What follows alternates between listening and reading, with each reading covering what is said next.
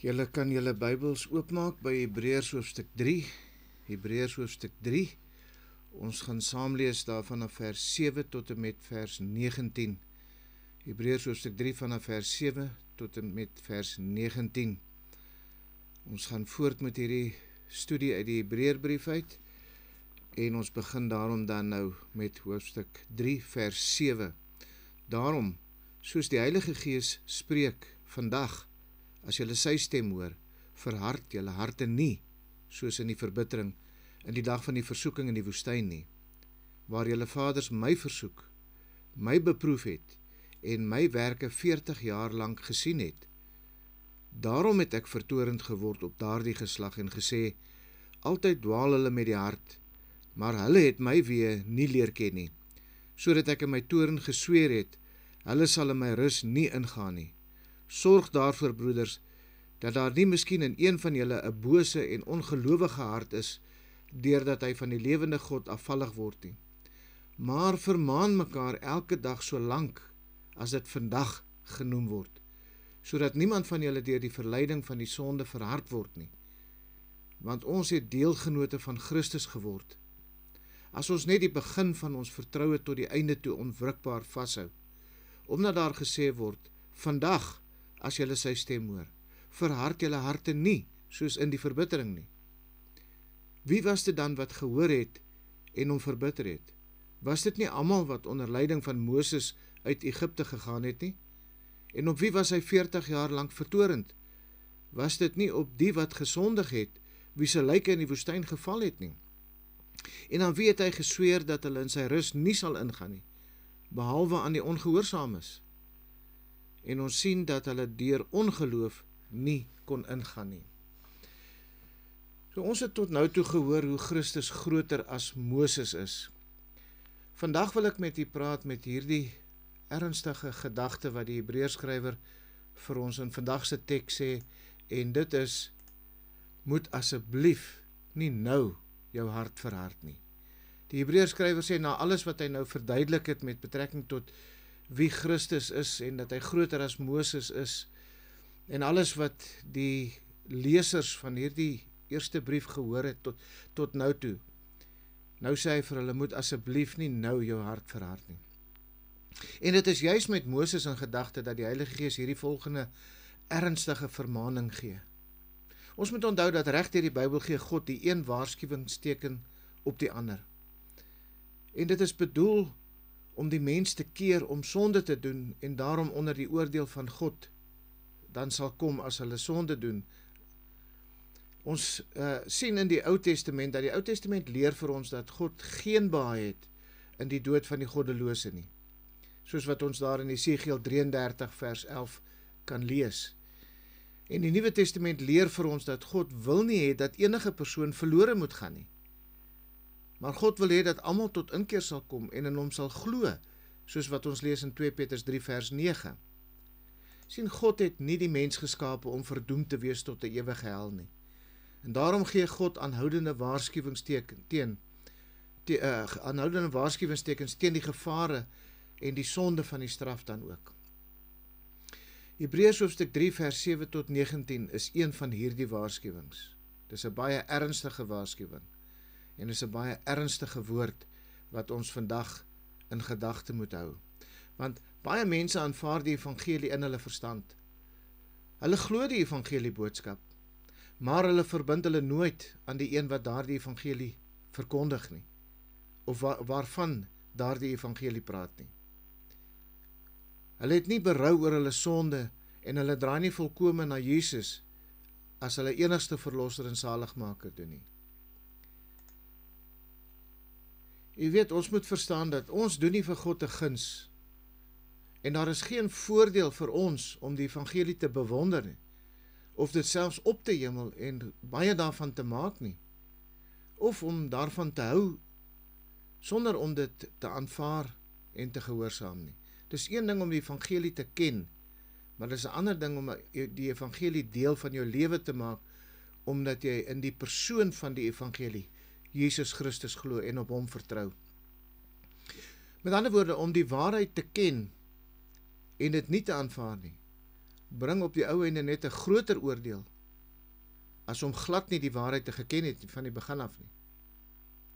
En die waarskuwing hier in Hebreërs 3 vers 7 tot 19, is aan daardie mense wat die evangelie ken, mense wat die waarheid daarvan bevestig, met ander woorde, hulle stem saam daarmee. Maar omdat hulle sonde so lief het, of uit vrees vir die vervolging, wat hulle miskien sal oorkom, as hulle dan nou in die evangelie begin glo, of wat 'n rede daar ook al is, om een of ander rede nog nie hulle self totaal verbind het aan daardie waarheid nie. Dis aan hulle wat hierdie waarskuwing gerig is. Dit is soos om in 'n hotel te wees, en jy bly op die 10de vloer, terwyl die hotel aan die brand is, van die 6de byvoorbeeld tot die 8ste vloer. En die brandweermanne is buitekant op die grond, en daar word 'n net gespan, en hulle skreeu, spring, hulle gaan jou vang in daardie net, maar die mens daar op die 10de verdieping spring nie, hulle huiwer.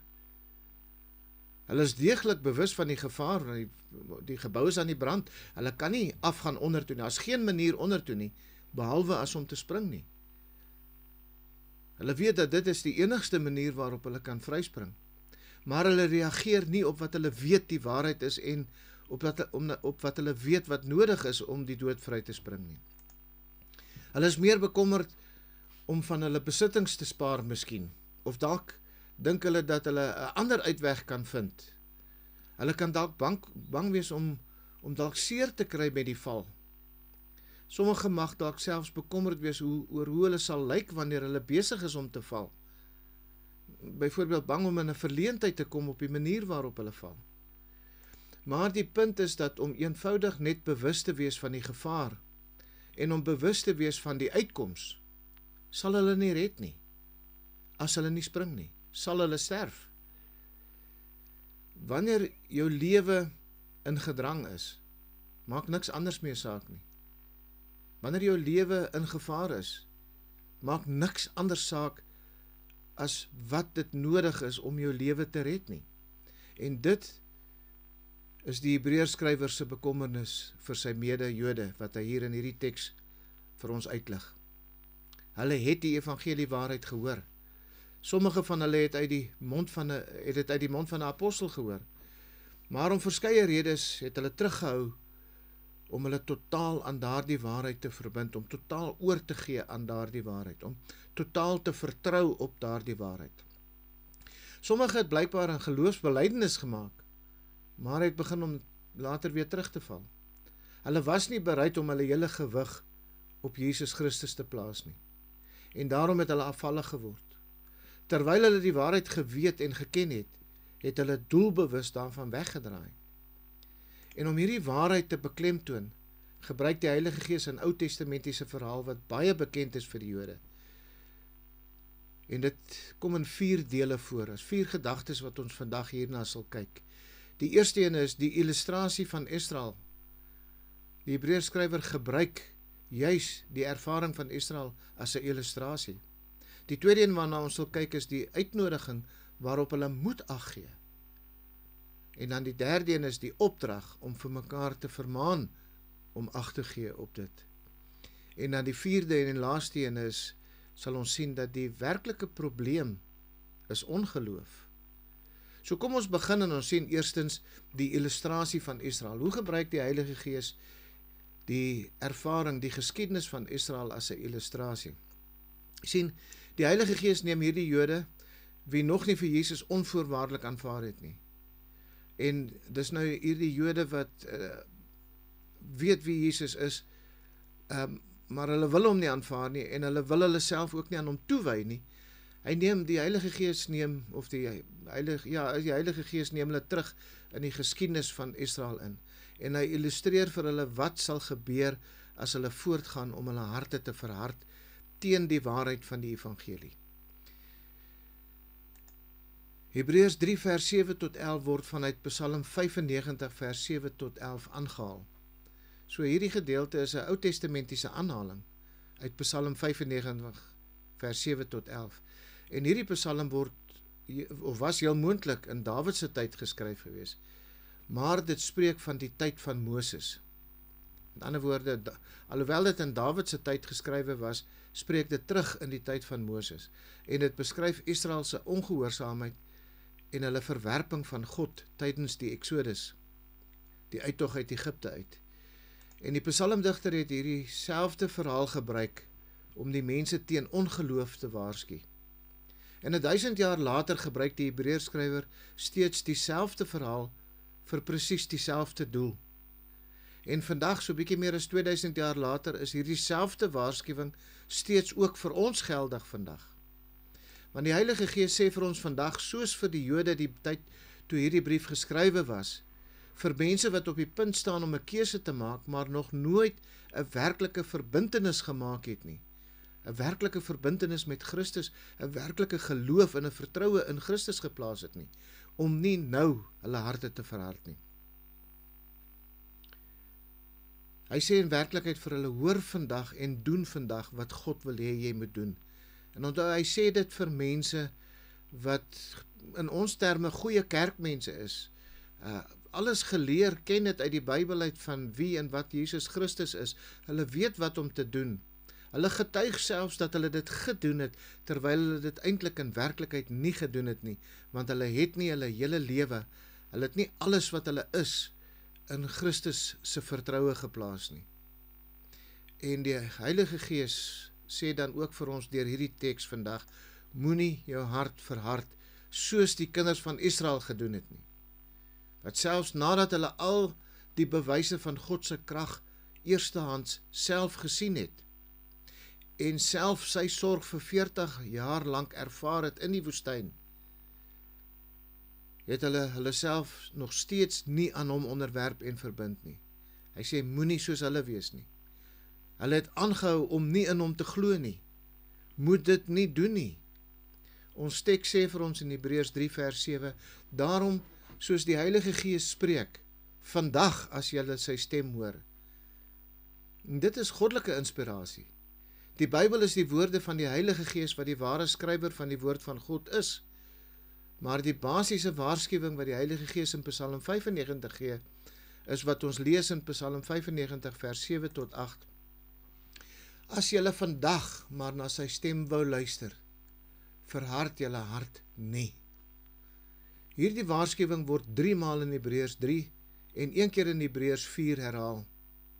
Kyk maar aan vers 7 tot 8 en dan weer in vers 13 en in vers 15 in hoofstuk 3 en dan gaan kyk julle in hoofstuk 4 vers 7. En as hy sê vandag, dan spreek dit van dringendheid. Die absolute dringendheid vandag. Dit beteken nou, nie 'n 24 uur periode nie. Dit verwys na die tydperk van genade wat soms in sommige gevalle minder as 24 uur kan wees. Met ander woorde, dit verwys na die oomblik, nou. As jy die waarheid omtrent Jesus Christus ken, as jy die evangelie van Jesus Christus ken, moet nie doen wat Israel gedoen het nie. Toe hulle God se waarheid geken het, hulle het sy openbaringe gesien, en nog steeds nie in hom geglo en in hom vertrou nie. Dit is dwaasheid en is gevaarlik om jou hart te verhard. Jy weet nooit hoeveel tyd jy sal hê om 'n besluit te maak nie. Paulus sê byvoorbeeld 2 Korintiërs 6 vers 2, want hy, en dan praat hy nou van God, want hy sê, in die tyd van die welbehae het ek jou verhoor, en in die dag van heil het ek jou gehelp. Kyk, nou is dit die tyd van die welbehae. Kyk, nou is dit die dag van heil. God se tyd vir saligheid is nou. Die oomblik is altyd nou. Net nou kan te laat wees. Jy weet, 'n werklikheid wat met D.L. Moody gebeur het, is hy het altyd die gewoonte gehad om sy boodskappe af te sluit met die woorde, gaan dan nou huis toe en gaan dink oor wat ek vir julle gesê het. En een nag het hy dit aan sy gemeente in Chicago gesê, en vir hulle gesê om die volgende aand dan terug te kom, gereed om 'n keuse te maak, nadat hy die evangelie aan hulle verkondig het. Maar daardie nag het die baie berugte Chicago brand uitgebreek. En baie van die wat in sy diens was, en dan daardie diens was daardie aand, het daardie nag gesterf in daardie geweldige brand in Chicago. En dit was die laaste keer wat Moody dit vir sy mense gesê het. Niemand weet of hy 'n môre gaan hê waarin hy nog 'n besluit kan maak nie. Niemand weet of daar môre nog 'n kans gaan wees, of hy nog 'n môre gaan hê waarin hy die geleentheid gaan hê om 'n besluit te maak nie. Die woord vandag beklemtoon die teenwoordige tyd van genade. Mense vandag, soos in die tyd van Moody, soos in die tyd van die Hebreërskrywer, soos in die tyd van Dawid, soos in die tyd van Moses, weet nooit hoe lank daardie tyd van genade vir hulle sal wees nie. Om na God te luister en om hom gehoorsaam te wees, is alles 'n saak van die wil van die mens. Net so is die saak van verharding van die hart teenoor God, soos Israel gedoen het, ook 'n saak van die wil. Paulus het gewaarsku dat ons harte, oftewel ons gewete, kan onsensitief word, soos 'n mens se vel, wanneer dit sleg gebrand word, soos wat hy sê daar in 1 Timoteus 4 vers 2. Want die litteken wat dit vorm, het baie min gevoel. Ek weet nie of jy dit al ervaar het nie, 'n operasie litteken, of as jy geval het en 'n geweldige snywond opgedoen het, wanneer daardie wond genees is, dan maak hy so dik eelt, so litteken. En jy kan maar op daardie litteken kan jy krap en voel, hy het baie min gevoel daar. Die gevoel is in 'n groot mate weg. En dit is wat met die gewete gebeur, wanneer dit aanhoudend verontagsaam word. Wanneer ons aanhoudend nie luister, wanneer ons onsensitief geword het ten opsigte van ons gewete, dan word ons gewete gebrandmerk. En wanneer hy gebrandmerk word, dan word hy ongevoelig.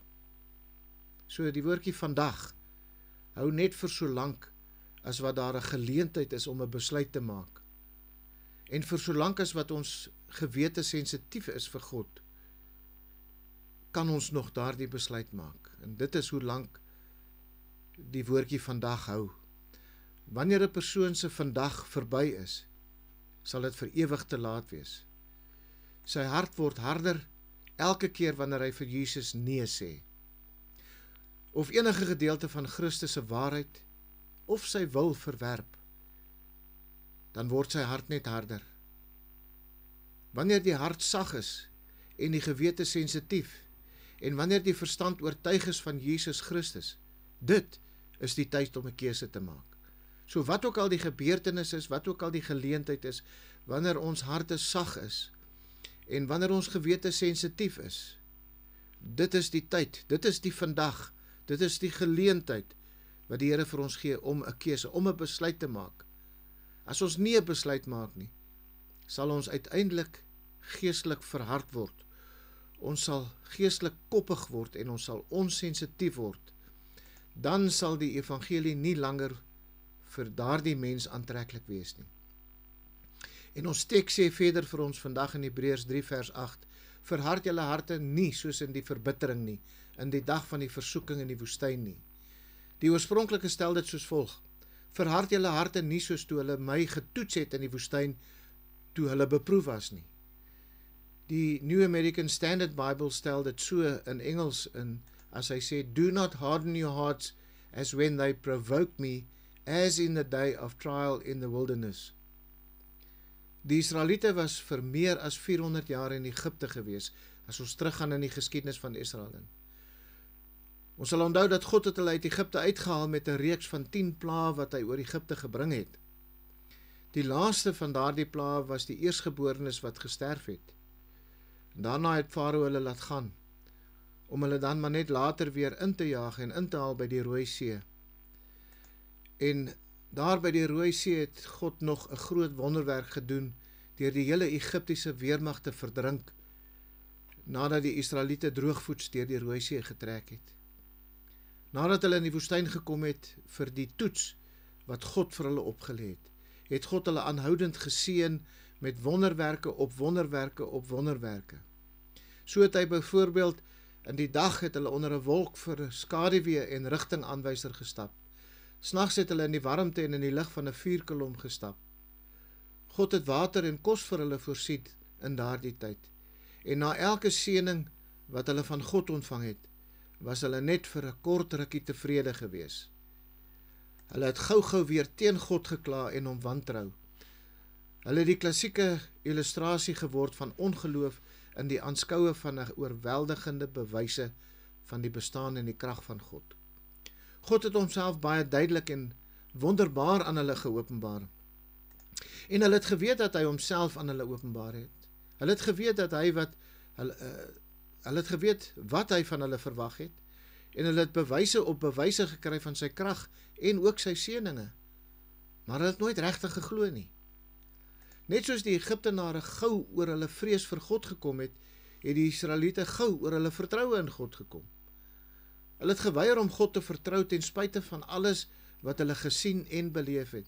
En daarom het hulle rondgedwaal en rondgedwaal en rondgedwaal, totdat al die ondankbare, ongelowige, wantrouende generasie almal daar in die woestyn uitgesterf het in daardie 40 jaar wat hulle daar rondgedwaal het.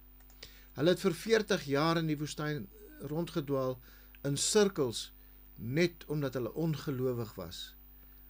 En ons teks sê vir ons dat hulle daar vir God probeer toets het, want die Hebreërskrywer skryf in Hebreërs 3 vers 9, as hy sê, waar hulle vaders my versoek, my beproef het, en my werke 40 jaar lank gesien het. En hier sien ons dat ongeloof nooit genoeg bewyse kry nie. Het maak nie saak wat jy sien as jy ongelowig is nie, daar gaan nooit genoeg bewyse wees. As jy ongelowig wil wees, gaan daar niks wees wat vir jou gaan oortuig van bewyse wat jy kan sien nie. Die Israeliete het aangehou om vir God op die proef te stel, en die dag van versoeking het vir 40 jaar lank aangehou.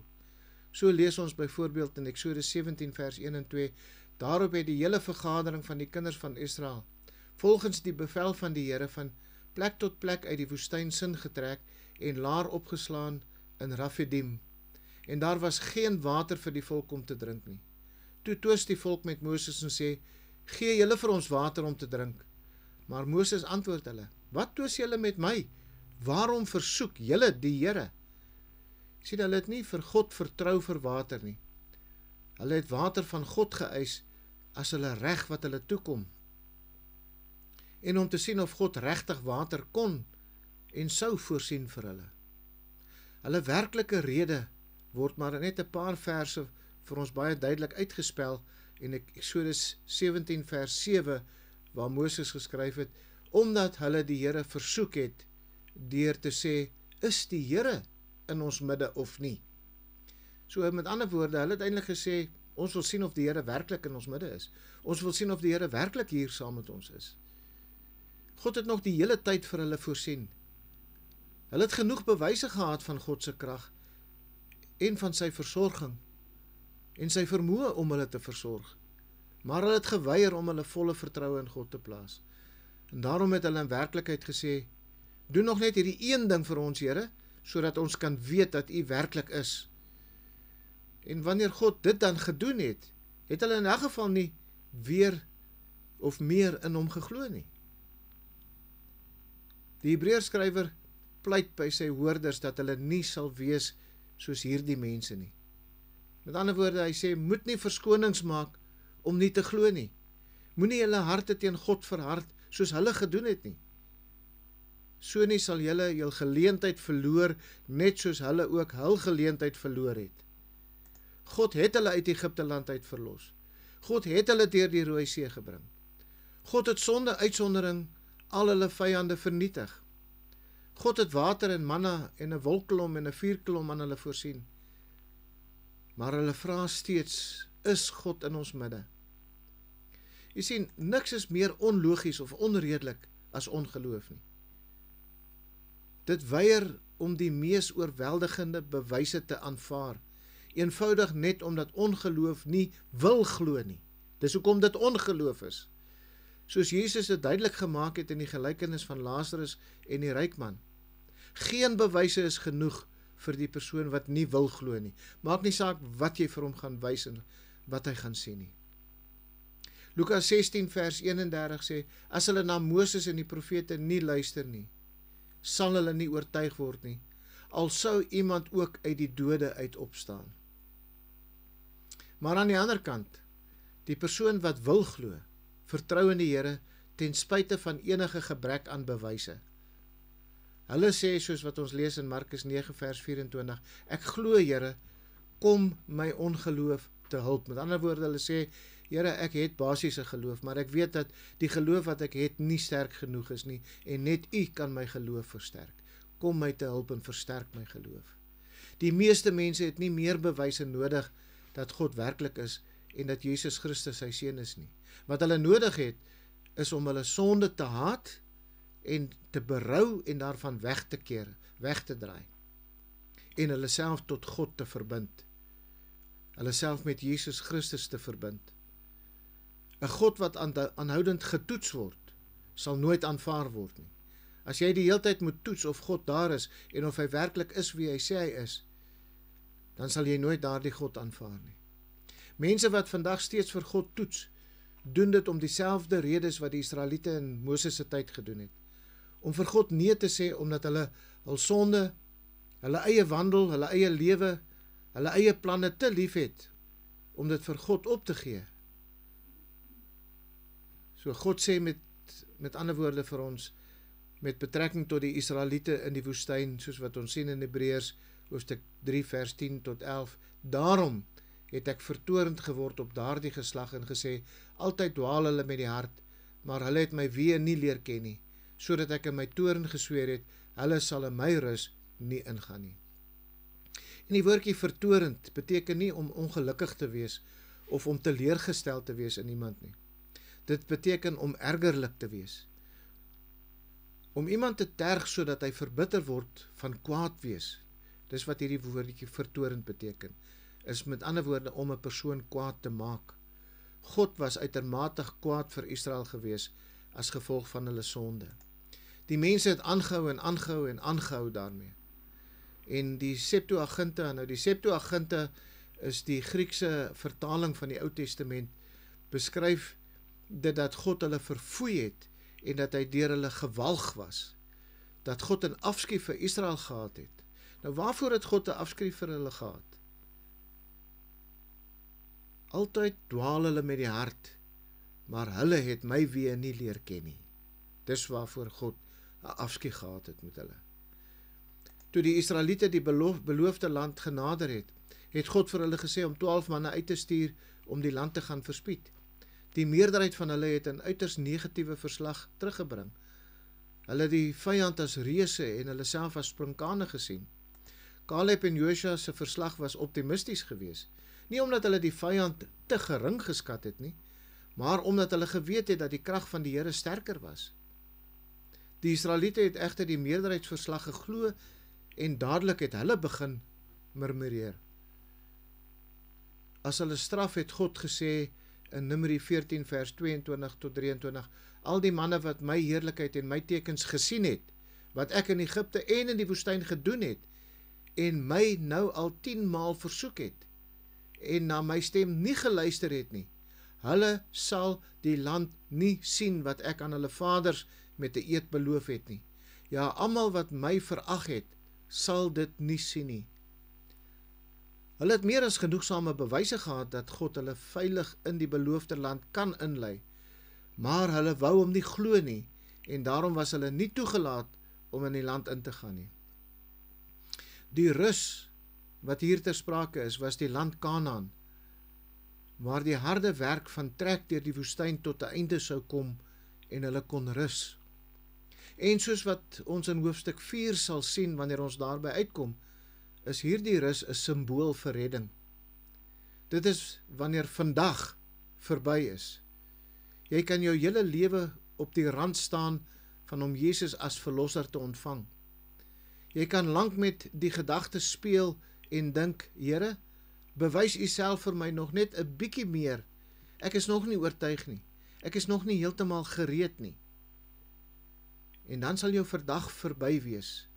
En God sal eendag vir jou sê, jy het genoeg bewyse gehad. Dit is nou verby. Dit is nie meer vandag nie. Vir jou is dit nou môre. Jy sal nooit my beloofde land sien nie. Jy sal nooit in my rus ingaan nie. As Israel meer as genoeg bewyse gehad het om op God te vertrou in Moses se tyd, hoeveel meer het ons nie vandag nie? Ons het die bewyse dat Jesus Christus die Seun van God is, wat op die kruis vir ons sonde gesterf het, en dat hy op die derde dag weer opgestaan het, en dat hy lewe en mense red. Die bewyse is daar en dit is verseker. Christus, die enige gebore seun van God, het God aan ons kom wys. Hy het God aan ons kom verklaar. Christus het God se liefde vir ons kom wys. Christus het God se genade en barmhartigheid tentoon kom stel. Hy het die Heilige Gees gestuur. Ons het nie 'n Moses nodig nie. Saam met al die historiese bewyse het ons die derde persoon van die drie-eenigheid om Christus aan ons te openbaar, en dit is die Heilige Gees.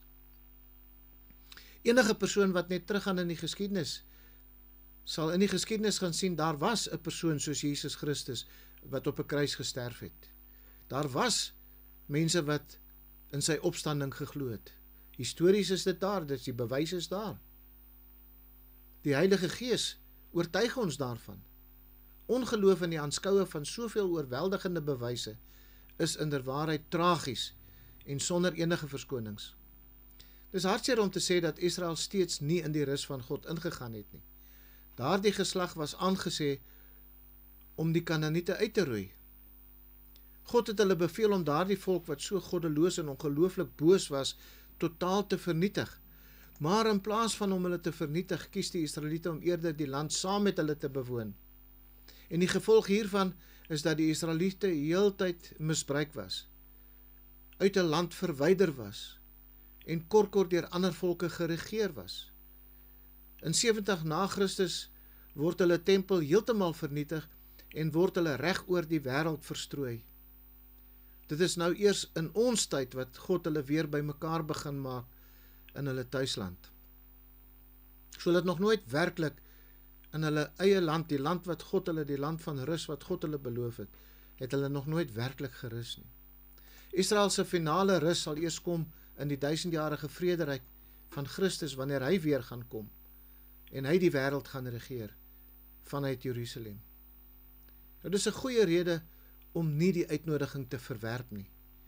As ons sien die illustrasie van Israel wat tot hede toe nog nooit in die rus van God ingegaan het nie. Dis 'n goeie rede om nie hierdie uitnodiging te verwerp nie. En daarom sien ons dan in die tweede plek vandag dat die uitnodiging waarop hulle moet ag gee.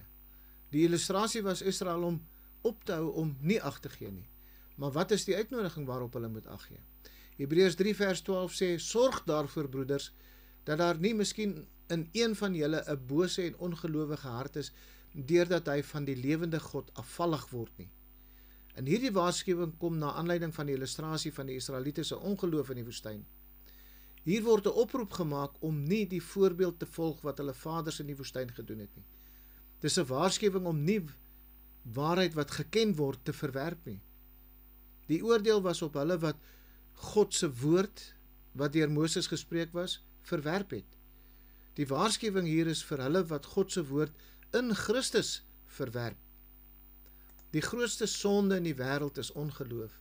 En hierdie lesers was ingelig oor die evangelie. Baie het dalk selfs getuig dat hulle Christene is. Niemand het hulle self beskou as om aktief teen Christus te wees nie. Maar die realiteit is dat hulle was almal teen Christus gewees.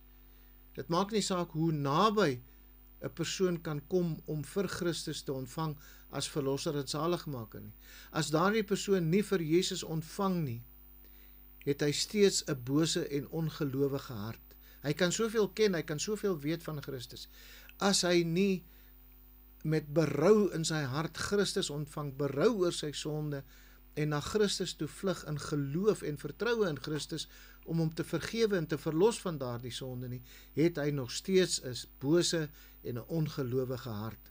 Sy straf sal net soveel erger wees as gevolg van die feit dat sy kennis van die lewende God het en nog steeds ten spyte van daardie kennis, ten spyte daarvan afvallig word. Met ander woorde, ten spyte van sy kennis kies om nie in Christus te glo en te vertrou nie. En die Hebreërs skrywer sê vir hulle wat die waarheid verwerp het. Met ander woorde is hulle wat weggeval het van die waarheid af.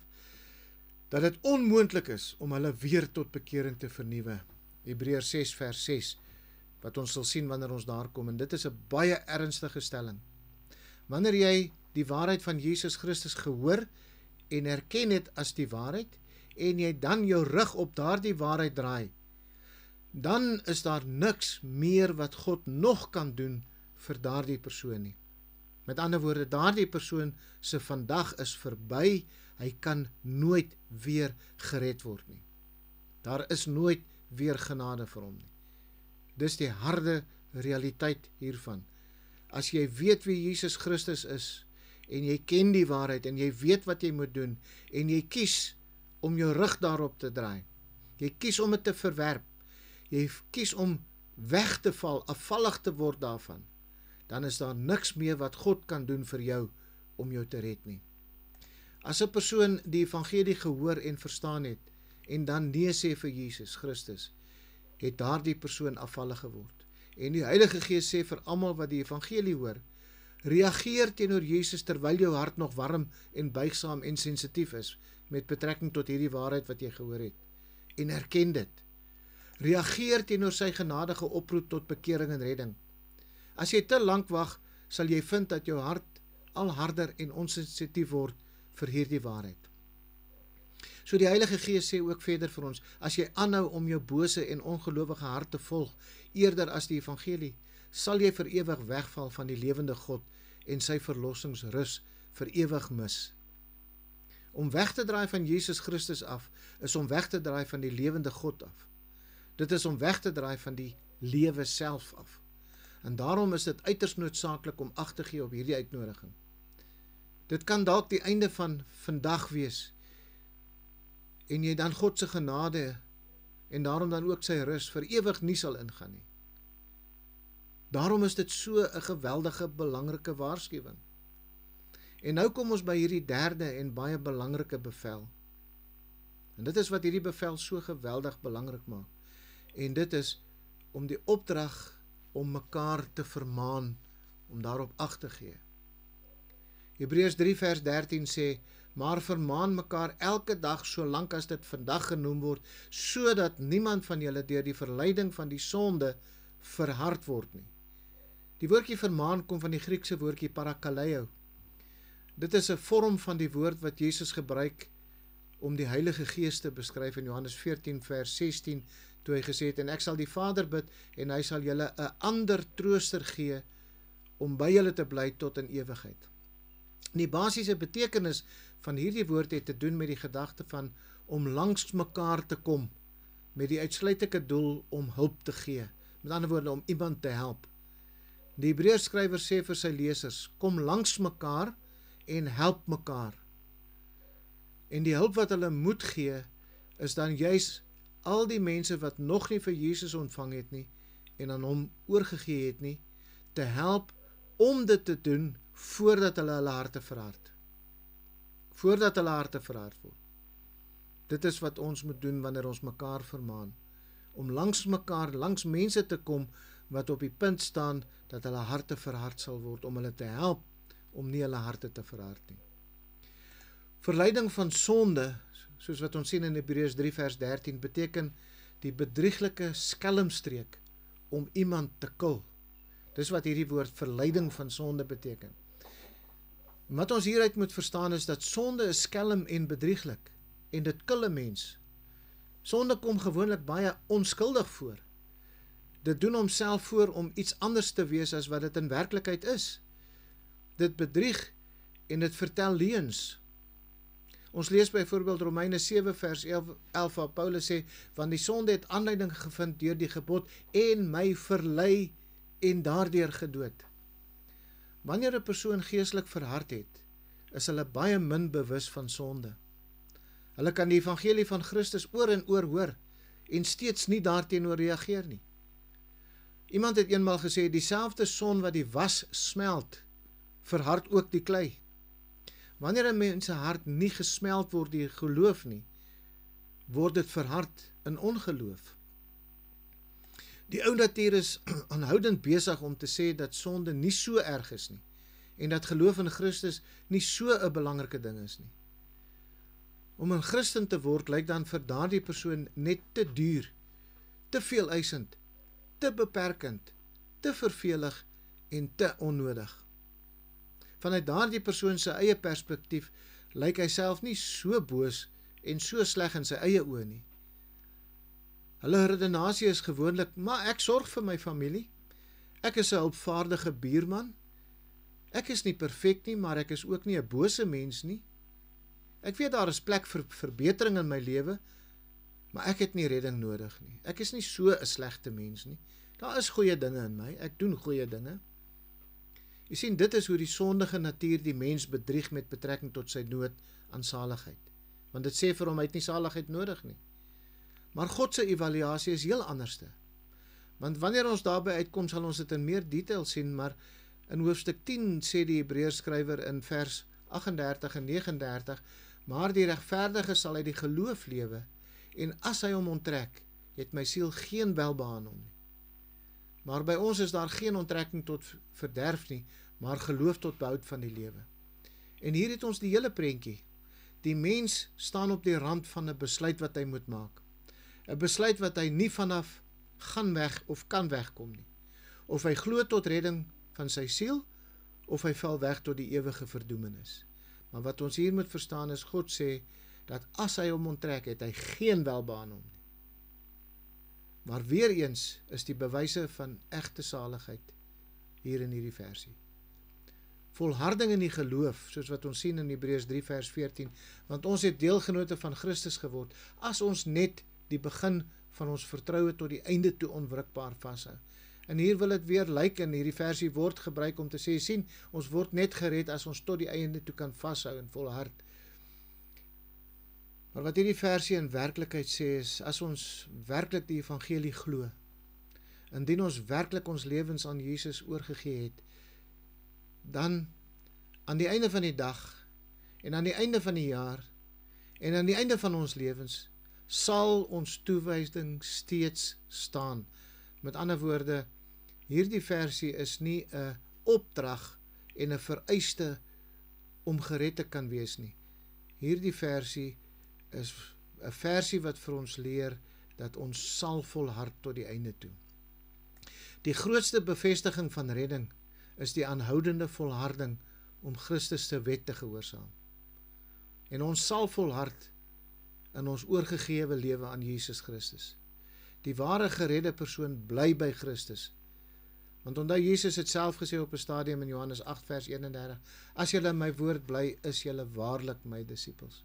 Maar, en dis die les wat ons hier moet leer vandag, wanneer iemand wegval van die evangelie, met ander woorde, wanneer iemand nie meer oorgegee aan Jesus is nie, kan ons net aflei dat daardie persoon nog nooit werklik geglo het in die eerste plek nie. Met ander woorde, hy was nog nooit werklik gered nie. Onthou dat Johannes het ook in 1 Johannes 2 vers 19 gesê, hulle het van ons uitgegaan, maar hulle was nie van ons nie. Want as hulle van ons was, sou hulle by ons gebly het. Maar dit moes aan die lig kom, dat hulle nie almal van ons is nie. Om jou te verhard, en om jou volhardend te onderwerp, aan Jesus Christus in geloof, is die verskil tussen besitting en belydenis. En as ek sê besitting en belydenis in hierdie opsig, is as jy Christus besit, onderwerp jy jouself volhardend aan hom. Ons moet dit baie mooi verstaan. As jy Jesus Christus besit deur geloof, as jy na hom toe gegaan het in geloof, en jy vir hom gevra het om jou verlosser te wees, en hy jou verlosser is, dan sal jy jou aanhoudend en volhardend onderwerp aan hom. Maar, as jy net 'n belydenis gemaak het, bly dit net dit, 'n belydenis, sonder werke. Dit is wat Jakobus ook baie van praat. En daarom is die opdrag besitting, en nie net 'n belydenis nie. Want soos wat ons in die 4de plek en die laaste plek dan vanmôre sal sien, is dat die probleem is in werklikheid ongeloof. Die probleem is ongeloof. Hebreërs 3 vers 15 tot 19 sê vir ons, omdat daar gesê word, vandag as julle sy stem hoor, verhard julle hart nie soos in die verbittering nie. Wie was dit dan wat gehoor het en hom verbitter het? Was dit nie almal wat onder leiding van Moses uit Egipte uitgegaan het nie? En op wie was hy 40 jaar lank vertorend? Was dit nie op die wat gesondig het, wie se lijk in die woestyn geval het nie? En aan wie het hy gesweer dat hulle in sy rus nie sal ingaan nie, behalwe aan die ongehoorsaames? En ons sien dat hulle deur ongeloof nie kon ingaan nie. Hier word die oproep om tot die Here te bekeer weer herhaal. God het kwaad geword vir almal wat uit Egipte gekom het en geweier het om in hom te glo. Hy het geweier, God het geweier dat hulle in sy rus in die beloofde land kan ingaan. En die Hebreërskrywer pleit weer eens teenoor sy lesers om nie daardie voorbeeld te volg nie en daardie selfde straf te ondergaan nie. Die ongehoorsaamheid van ongeloof maak dat hulle die seëninge verloor en dit bring goddelike oordeel. En die illustrasie wat ons gesien het en uitnodiging en opdrag is waardeloos as daar nie geloof is in die dinge waartoe dit heenwys nie. God het die groot seëninge voorberei. Hy wil al daardie rykdom vir ons gee, nie net in hierdie lewe nie, maar ook in die lewe hierna. Want daar's net een ding wat vereis word, en dit is geloof. Hebreërs 3 vers 19 sê, en ons sien dat hulle deur ongeloof nie kon ingaan nie.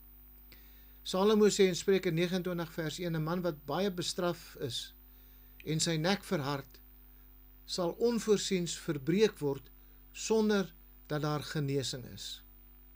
En ons lees in Jonas 1 vers 5, maar ek wil julle daaraan herinner, al weet julle dit nou eenmaal, dat die Here nadat hy die volk uit Egipte land gered het, daarna die wat ongelowig was, omgebring het. So jy sien, so baie mense het al die evangelie gehoor. Hulle ken die woord van God. Hulle het selfs ervarings van hoe God werk. Hulle het sy krag gesien, soos die Israeliete dit in die woestyn gesien en ervaar het. Maar hulle het nog nooit werklik oorgegee aan Christus nie. Hulle lewe nie gehoorsaam aan sy bevele nie. Hulle is goeie kerkmense, maar wanneer dit by die punt kom om hulle lewe aan God toe te vertrou hulle nie dat God hulle kan en sal en wil red nie. Hulle wil nog hulle eie lewe regeer, hulle wil hulle eie lewe lewe. Ons moet hierdie een ding weet vandag. En dit is 'n ernstige waarskuwing. Om nie in God te vertrou nie. Om nie in Jesus Christus te vertrou nie. En om nie jouself heelhartig oor te gee aan hom nie. En om nie Christus te ontvang as jou Heer en Meester nie. Met ander woorde, om nie gehoorsaam aan Christus te wees nie, is 'n fatale fout. Jy kan watter belydenis maak, wat jy ook al wil. Jy kan so 'n goeie morele mens wees soos wat jy wil. As jy weet wat die Bybel vereis, as jy weet wat God vereis om gered te word, en as jy weet dat Christus die enigste antwoord is, en as jy weet dat jy in berou na hom toe moet gaan oor jou sonde, en hom te vra om jou verlosser te wees, maar jy doen dit nie, al bely jy dat jy in hom glo, al sê jy dat jy glo in Christus, maar jy sit nie voete aan daardie geloof, deur weg te draai van jou sonde nie, en 'n berou oor jou sonde te hê nie, is dit 'n fatale fout. Die genadetyd kan verbygaan. Jou vandag kan môre word wanneer dit vir ewig te laat is. Moenie laat dit gebeur nie. Moenie toelaat dat jou hart verhard word nie. Terwyl hierdie dinge nog in jou hart inspreek, terwyl jy sensitief is, terwyl jy dalk in jou gewete aangekla word vandag, doen moeite om dit te gehoorsaam. Anders kan jou hart verhard word. En wanneer jou hart verhard is daar geen meer offer vir jou oor nie. Daar is niks meer wat God vir jou kan doen nie. Voor dit daarby uitkom, gee jou lewe nou vir die Here. Kom ons bid net saam. Vader, baie dankie vir hierdie woord, dankie vir die vermaning wat hier is, maar dankie ook vir die bemoediging en die aanmoediging wat hier is, dat ons, terwyl ons nog u stem hoor, terwyl ons nog u woord hoor, en terwyl ons harte en ons gewete nog sensitief is vir u woord, Here, gee vir ons die geloof om heelhartig oor te gee aan Jesus Christus. Gee vir ons die geloof om ons volle vertroue in U te plaas. Here, ons het U al gesien werk in die lewens van mense. Ons hoor U gepredikte woord, miskien in die gemeentes waar ons is, miskien oor kanale soos hierdie op die internet. Ons weet wat om te doen, maar ons het nog nie by daardie punt gekom om dit te doen. Here, gee vir ons die geloof voor dit te laat is en voordat ons harte verhard word, sodat ons daardie stap sal doen en ons lewe aan U sal oorgee. Ons loof en prys en aanbid U daarvoor in Jesus naam. Amen.